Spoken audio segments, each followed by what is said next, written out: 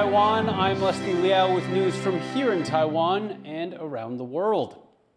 We begin today in South Korea, where lawmakers have voted to impeach President Yoon Suk-yeol.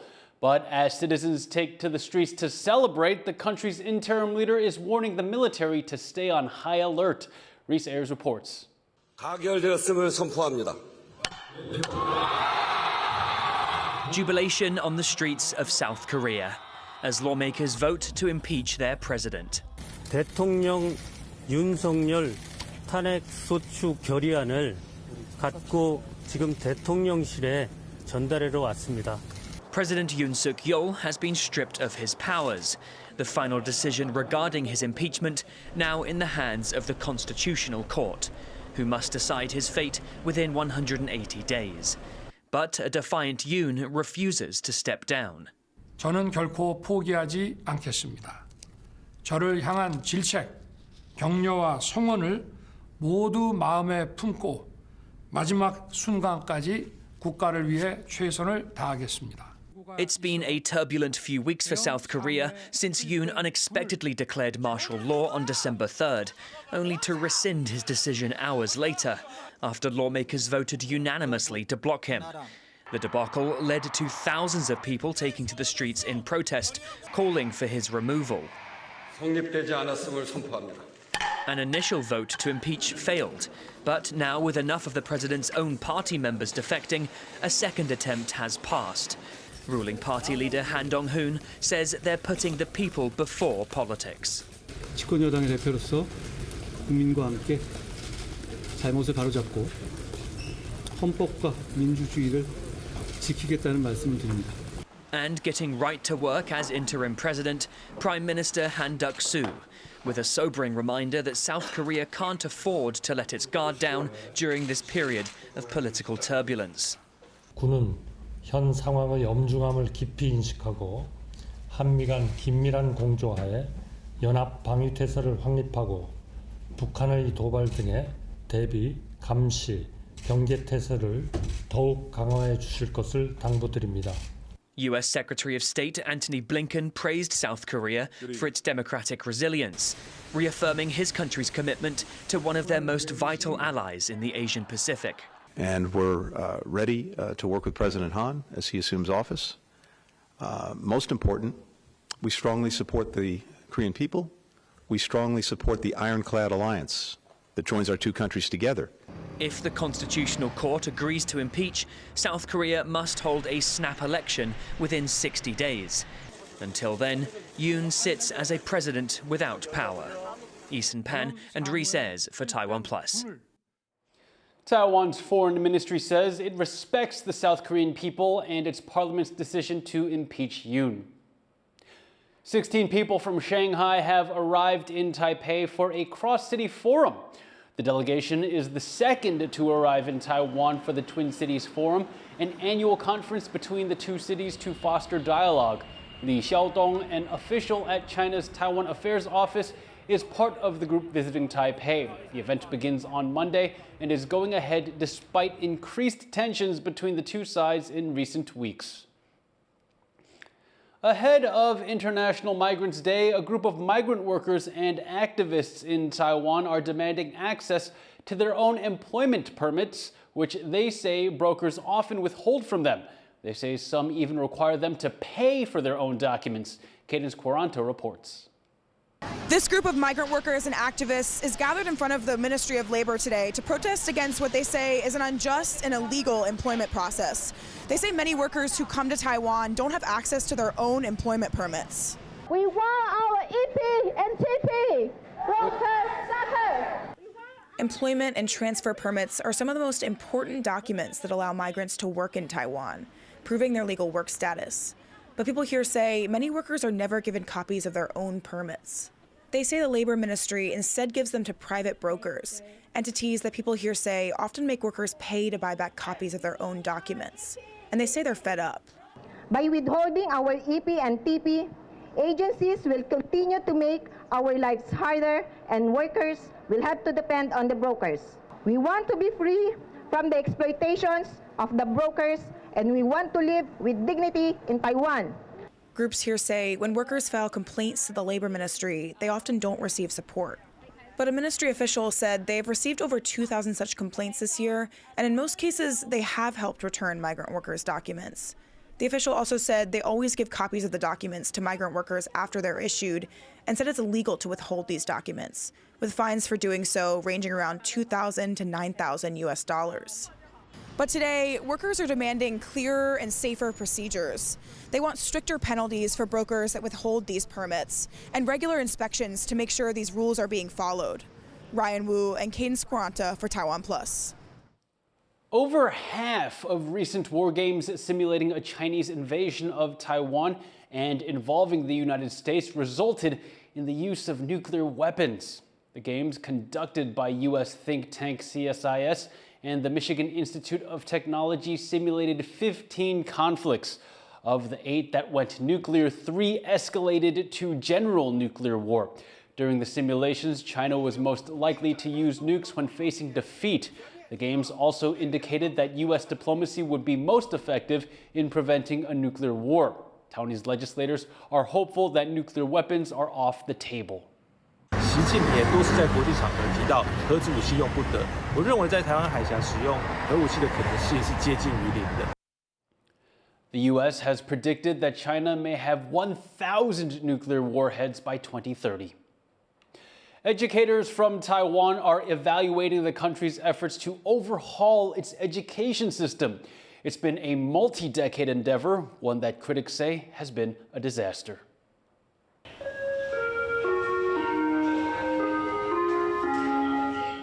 "30 years in the making," after a protest in 1994 kickstarted a movement to reform Taiwan's education system. They were calling for all influences of authoritarian rule to be removed from schools, overhauling everything from school curriculums to teacher qualifications.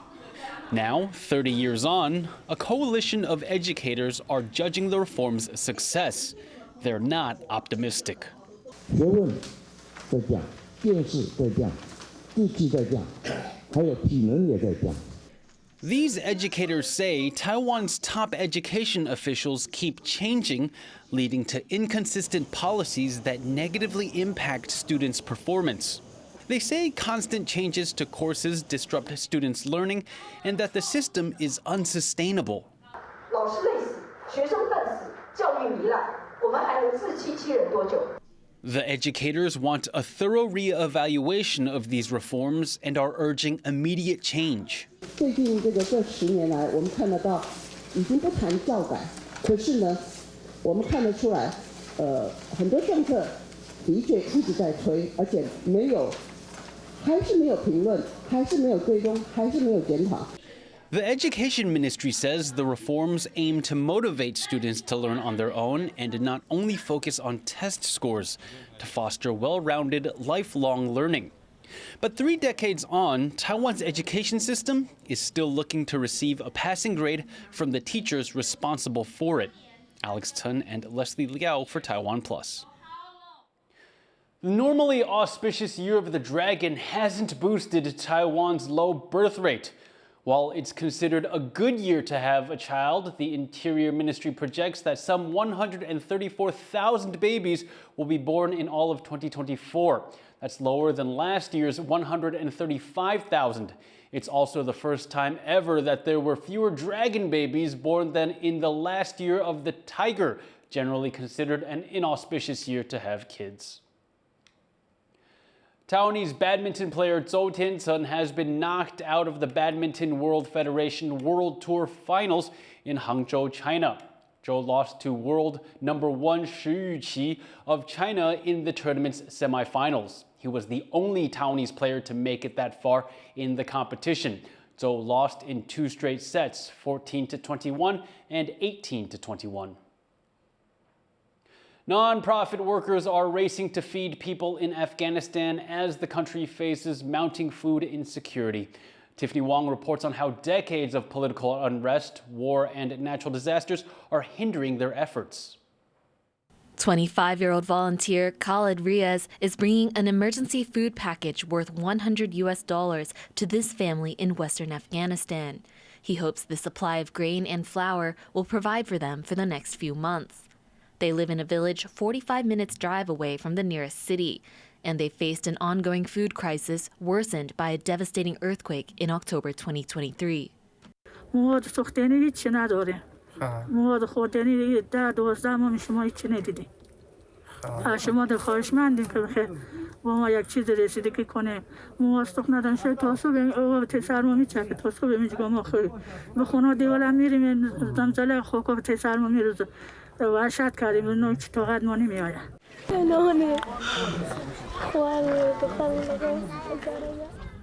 According to the UN, 1 in 4 Afghans do not know where their next meal will come from due to years of war, economic instability, and natural disasters, including earthquakes, droughts, and floods.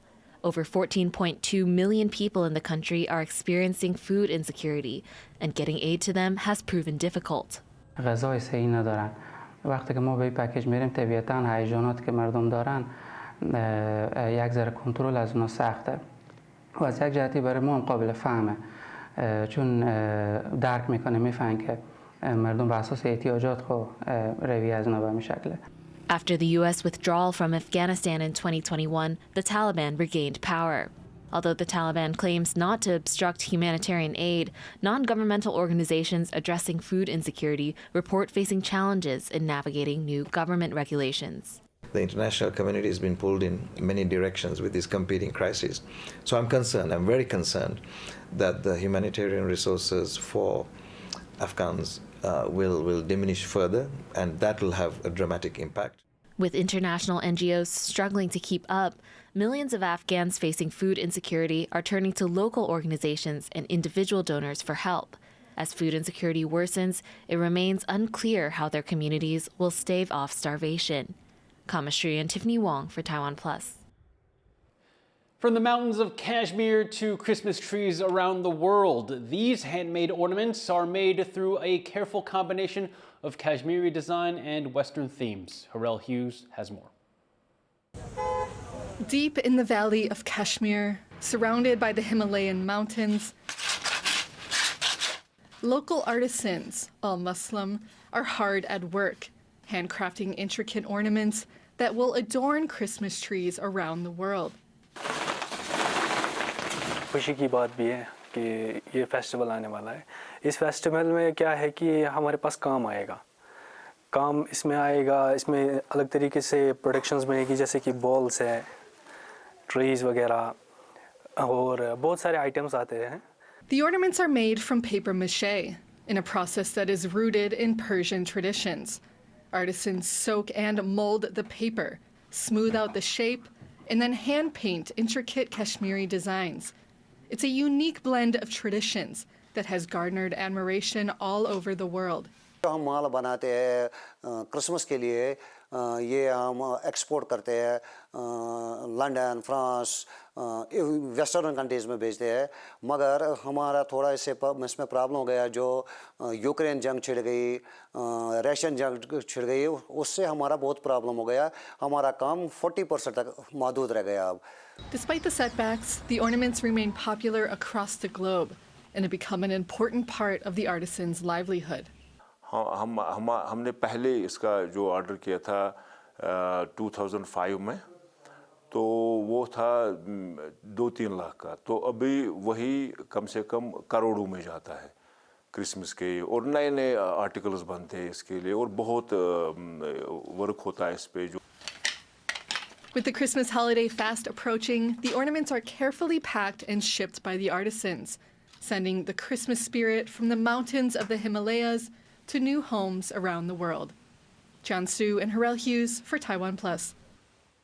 Thank you for watching What's Up Taiwan. You can visit the TaiwanPlus website or follow our social media for more stories from Taiwan and around the world. Finally, take a look at the frost hitting Wuling in central Taiwan after temperatures drop this weekend. I'm Liao. Take care and see you next time.